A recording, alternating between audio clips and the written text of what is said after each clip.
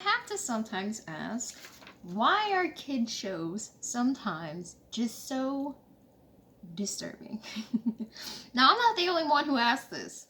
And actually, it's a pretty popular, I think, video style on YouTube. I know I have actually watched a few YouTubers. The first one on top of my head, named Jessie V, that talks about disturbing kids' cartoons. So I'm fully decked out today and a bunch of my favorite show accessories. And this suggestion, I cannot say the name, so I am just going to spell it out real quick. But this suggestion came from EUANPERRIN1441. This suggestion came on my last video when I was asking for a little bit more side content ideas that you guys may enjoy when trying to escape the more heavier topics. Now, in the suggestion, this person also had mentioned Johnny Test, a specific episode on Johnny Test, which I thought was a little bit of a coincidence because I actually am on season 6 of Johnny Test. And I originally wanted to make this video a lot sooner, but life can be very crazy. I'm actually getting close to struggling with a roof over my head at the moment. We'll just say that. But for a nice distraction today, I am going to start things off with 3 episodes from kid shows that overall were pretty good kid shows, not really disturbing as a whole.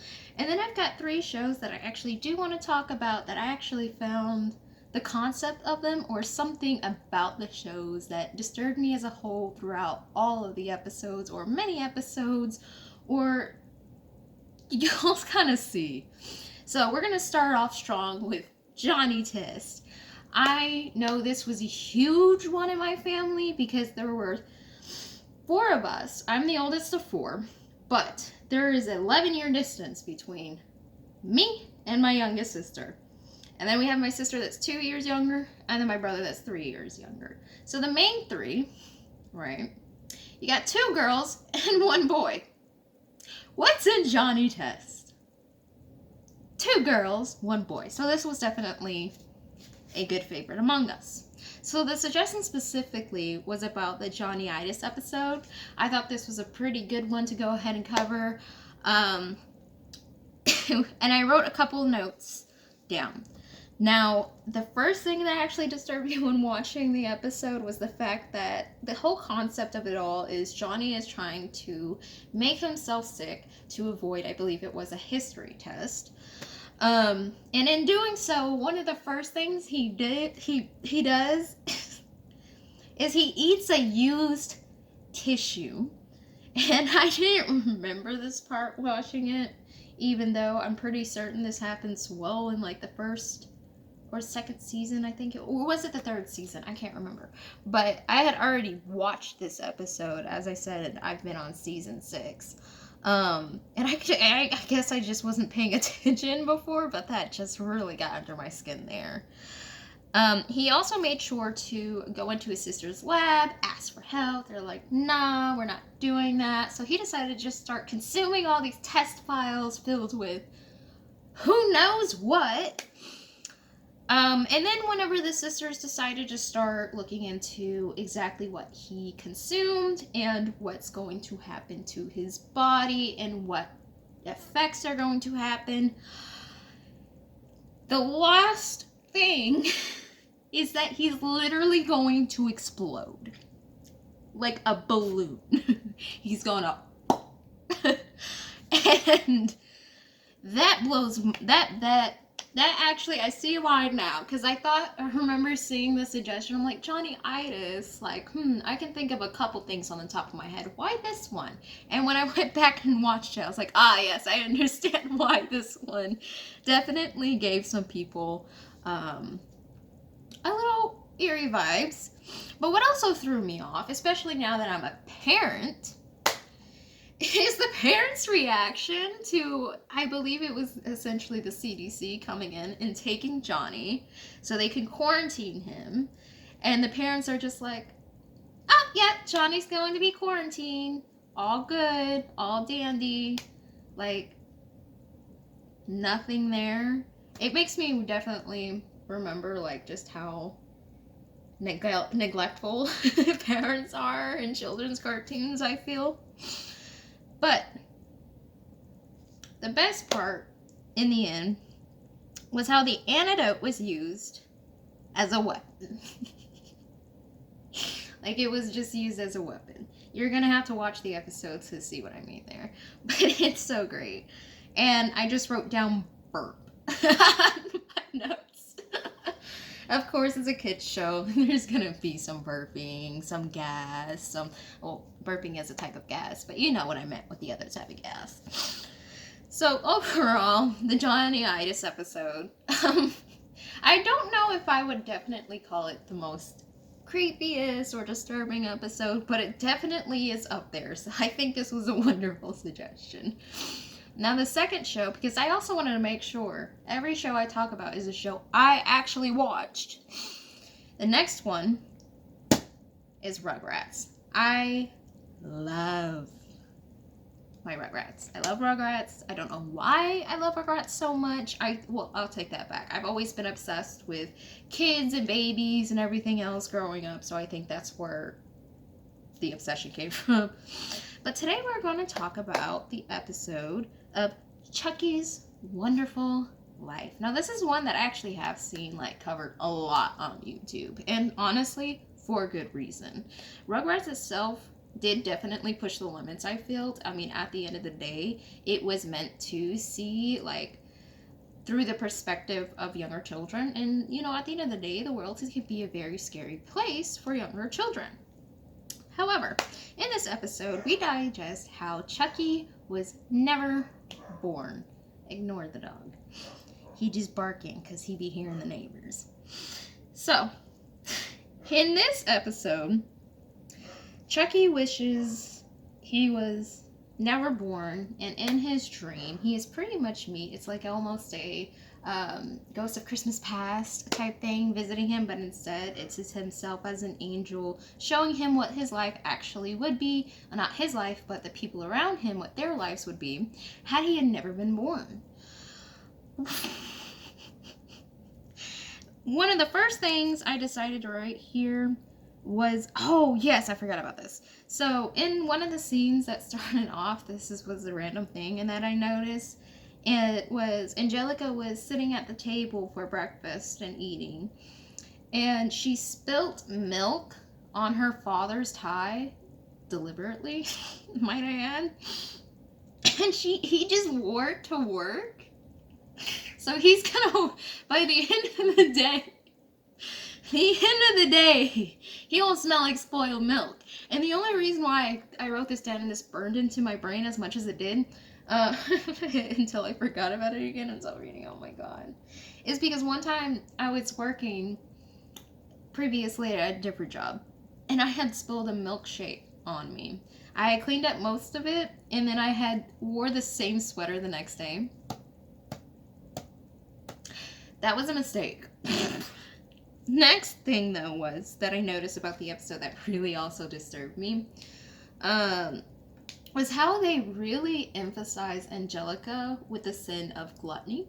I thought that was really interesting, especially seeing it in a show like this. I would say that a lot of the shows back then, they kind of stay away from religion in a sense, which is interesting. But it was definitely odd to see just how obsessive Angelica was able to become with keeping food to herself and not sharing, essentially, and literally just stuffing her face over and over, not even letting Tommy, poor Tommy, have even a crumb from her mouth, which is so this is so gross to me. But that was interesting.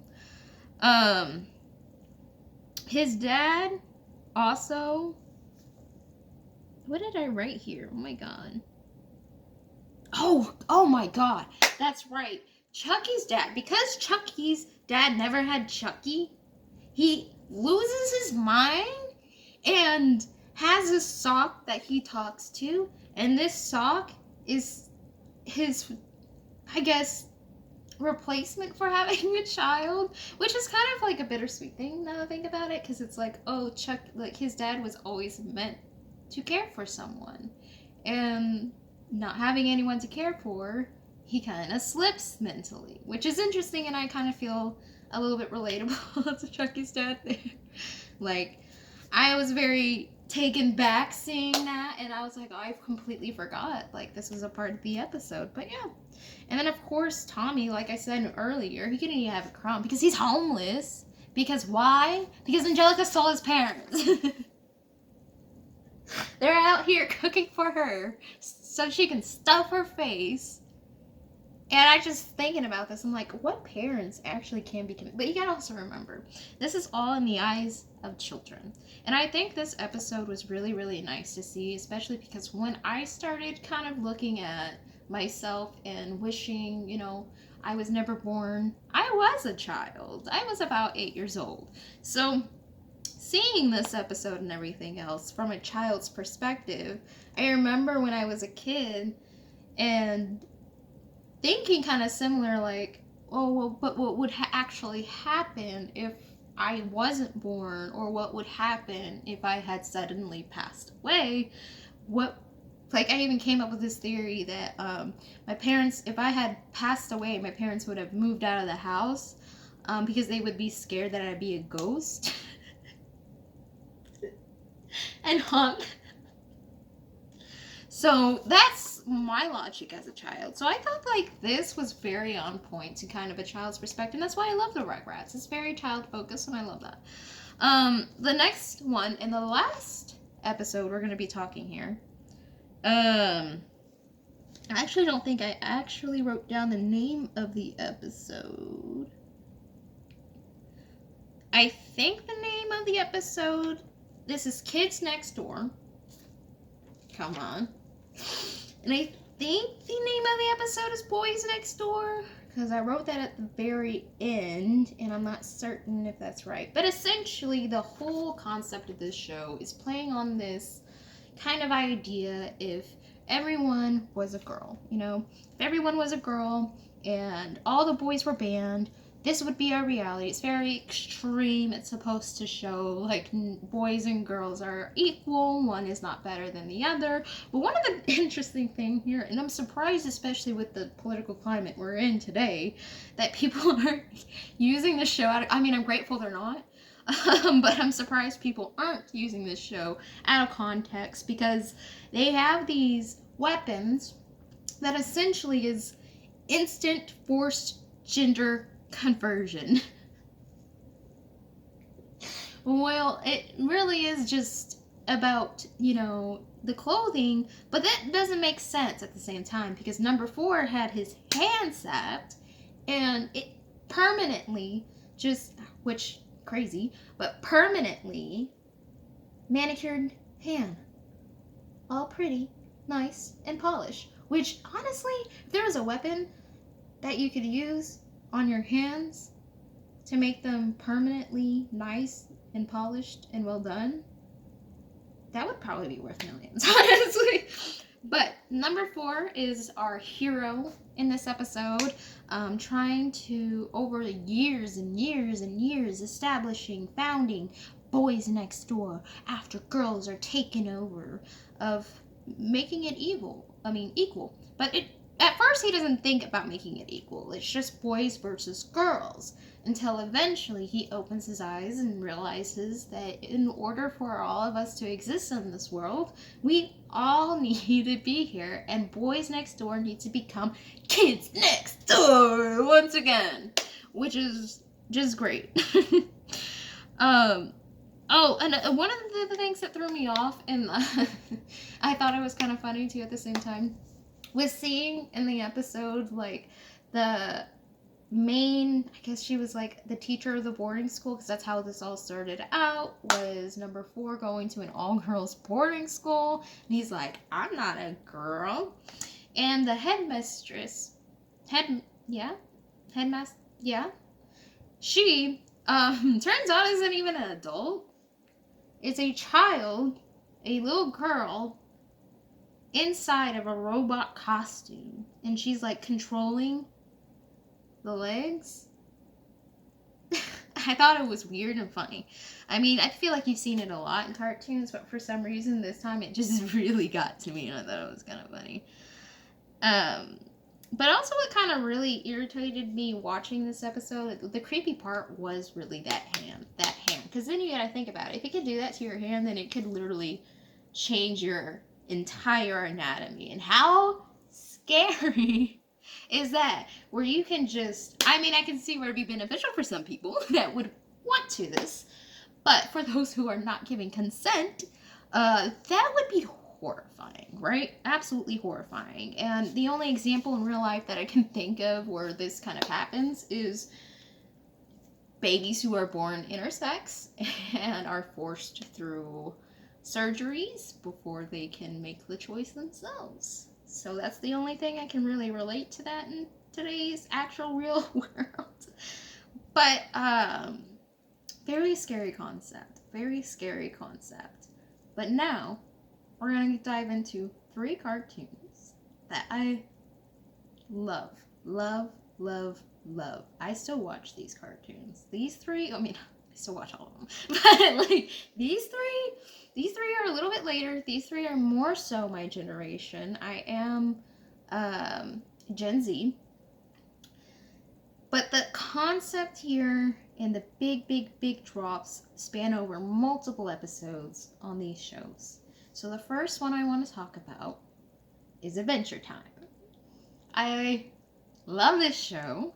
At first, I remember whenever I first started watching it, I didn't want to like it because, especially in the first season, it was very, very traditional with the type of humor you would expect, especially when targeting a little younger male audience, I would say.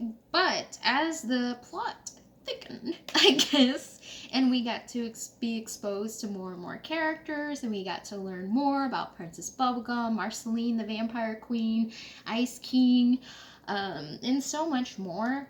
It was just too good to not watch at that point, right?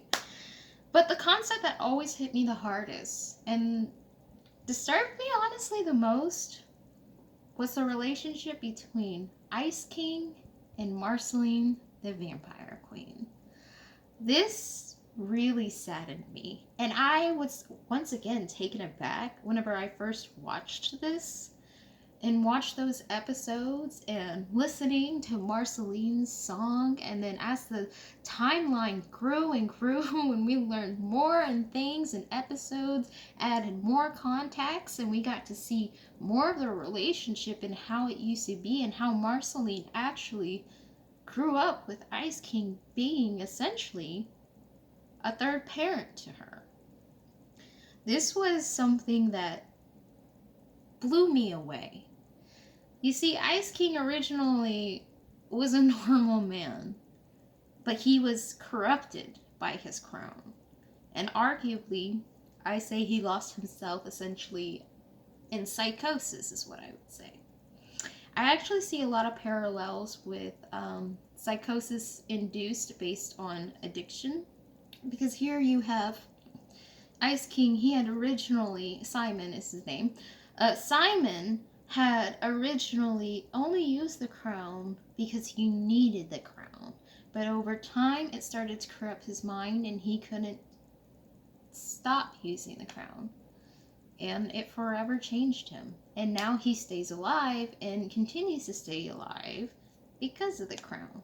And that really screams to me a struggle of addiction and psychosis. And I feel that a lot of adults can watch this show and make that connection. I don't think I'm alone in this. I've seen people's theories. I know I'm not alone in this.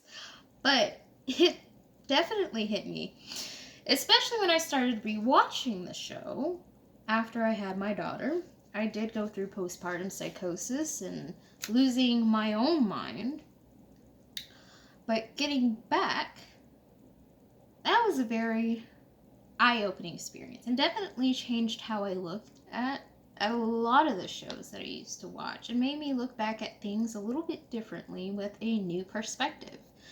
And the relationship between Marceline and Ice King is such a bittersweet relationship, and it's so upsetting, honestly. Like, it's one of the few concepts of the show where I think about it actually quite often, and it just makes me so sad in a way, but it also makes me happy that they still ended up finding each other, staying near each other, caring about each other, and that's beautiful in itself. But it's still disturbing thinking about all these things. Now, my second show. Now, this show I feel like is an obvious one. A lot of people found this show disturbing just for the imagery and the artistic style within the animation, usually for the, not animation, but the still scenes mostly.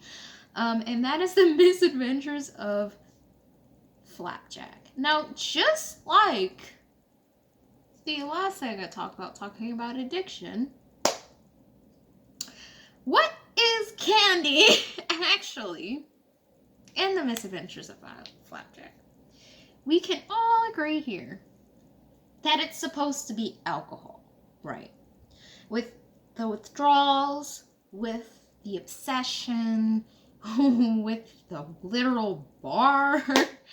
It's very interesting, and honestly, it's a really funny play, but when the episodes really hit home into the withdrawal symptoms from not having enough sugar, and they're licking anything they can and stealing and putting gum in their mouth that's already been eaten and spit out on the floor and trying to find sugar anywhere and everywhere they possibly can, it definitely does come into home in alcoholism, I believe, like displaying it. Like, that's crazy to me. As a kid, I recognized the connection, but I didn't realize, like, as a child, because my parents actually didn't drink when I was younger. And in fact, I believe my dad's only gotten drunk like maybe 3 times in his entire life.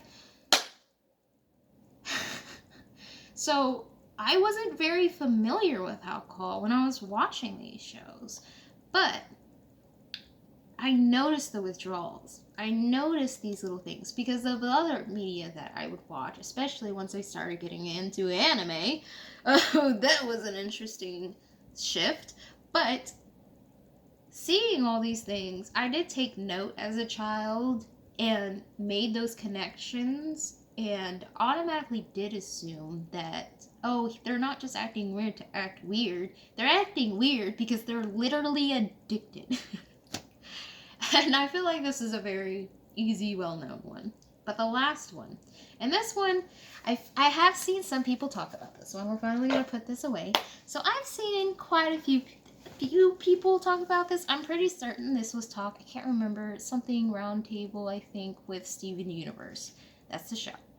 I love Steven Universe. I love Steven Universe. I have my work hat over here, and it's got a bunch of Steven Universe buttons that I have purchased from anime conventions that I go to. I try to go to an anime convention every year. I've gone to an anime convention except for COVID time every year since I was 12 in 2012. So, I love Steven Universe.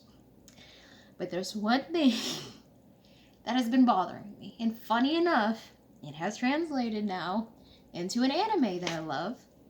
My Hero Academia. Just think about that for a second. What, if you know... If you know My Hero Academia and Steven Universe, just comment right now. Just guess and comment right now what you think I'm about to say. Because if you watch those 2 shows, I guarantee you know exactly now what I'm about to say.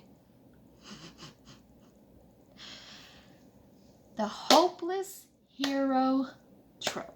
In a sense of, is it actually called the hopeless hero? I know I wrote that in my notes, but this idea that you want, and not only want, but you have to save everybody. I argue Steven has never actually failed at saving anyone. And that really bothers me a little bit, in a sense. The reason why it bothers me isn't because I don't think it isn't realistic, but because of how mentally damaging it actually is. You cannot be friends with everyone. You cannot save everyone. I learned this at a very young age, though I have to say at the same time, I fought it. I was that kid that came home every day from school in elementary, specifically in kindergarten and first grade, talking about how so-and-so didn't want to be friends with me, and that made me upset because I wanted to be friends with everyone. But you can't be friends with everyone, unfortunately. It just doesn't work. And arguably, as you learn and grow, you shouldn't be friends with everyone. You should always treat people with respect and kindness, but you don't have to be everyone's best friend, if that makes sense. Now, the other thing is I don't think the show really actually goes into just how mentally frustrating it actually is in the way that I would have liked to have seen. But I do see and recognize in the show a lot of exactly why this is an issue in these shows. You become so burnt out. You lose sight of your control over your emotions. When you are constantly giving out energy over and over and over and over again, eventually your own cognitive abilities are not gonna be 100%, meaning you can't make accurate decisions anymore because you're so overwhelmed. You have way too much on your plate, and we do see this. We do see Steven crack, literally in his mind. I adore the later seasons of Steven Universe. I just wish we saw more of the negative effects earlier on, because unfortunately, it really just felt like almost this hopeless romantic type of just wanting to save everyone and everything going in his favor, and anytime there was a little bit of an inconvenience, it was something he was able to quickly surpass and grow on.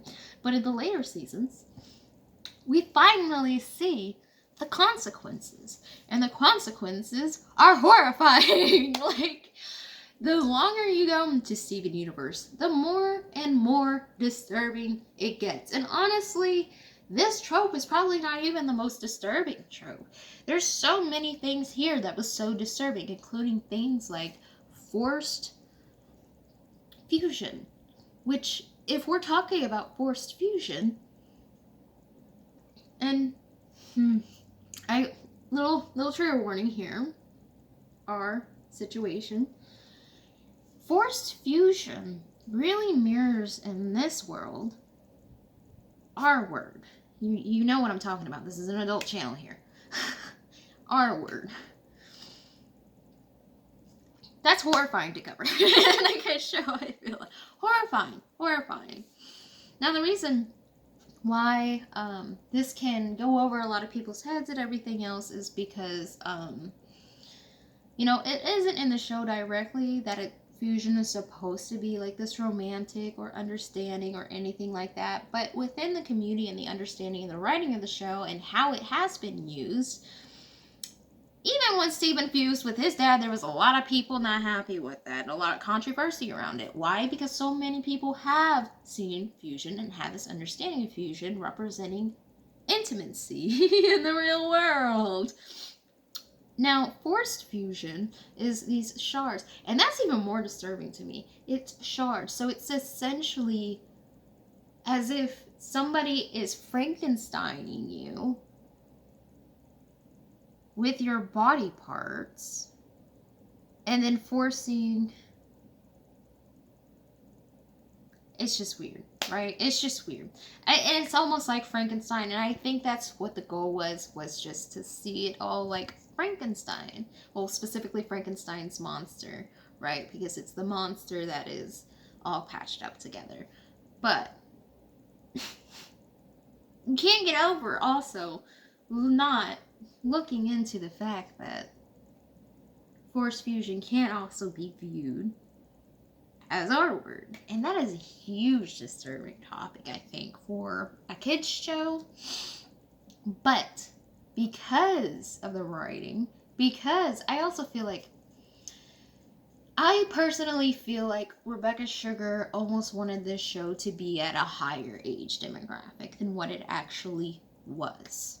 And I think that's very obvious with the writing of the show. I also am in agreement with a lot of people when it comes to Steven Universe that the writing wasn't fully played out over time and actually written with an idea of how the story was going to end from the very beginning, as Rebecca claims, because it just doesn't make sense when you look at writing and you understand how shows are developed. It just doesn't match that. It definitely did feel a bit rushed with some of the writing. It definitely felt like, oh, we don't know what we're going to do here, so let's try and figure out real quick, right? But I still adore Steven Universe. I think there should be disturbing things in kids' shows at the end of the day. Why? Because life isn't perfect. And there's going to be children somewhere out there that are going to recognize these disturbing topics. And they're going to relate to it, and they're going to be felt seen. It's representation at the end of the day when we think about it. I know for me as a child, I had a lot of disturbing thoughts ever since I was very, very young. And seeing these disturbing shows made me feel a little less alone. It made me realize that especially once I get into adulthood, I can find a community of people who are like me, who are going through the same struggles as me, and get a sense of community and grow and build up from it. It gave me hope when it felt like all hope was gone. I can't control my life. I can't control everything about things going on as a child.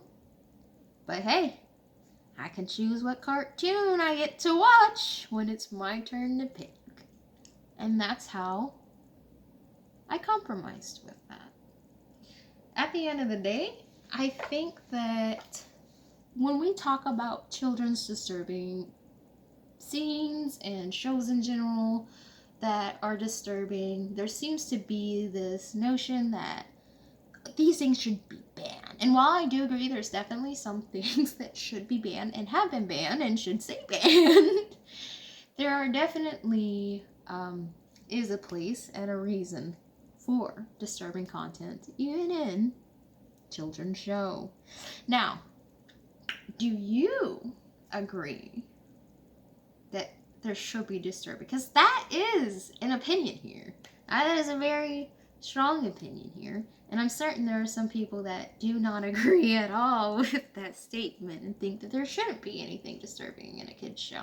So I ask you guys, where would you draw the line in a kid's show? I would love to discuss with you guys in the comments. So let me know. And for my next video, I will be going back into another song. And I have my next couple of songs already planned out. I'm pretty certain I said that in my last video. I have added to the list since then, so we are gonna try and go and get myself caught back up. I don't want to distance myself from YouTube for more than 2 weeks at a time. I'd like to stay more consistent. That's kind of my goal here. I've tried with YouTube many times, and then I take a step back and I get anxious or just get overwhelmed and disappointed in myself. And now is the time to just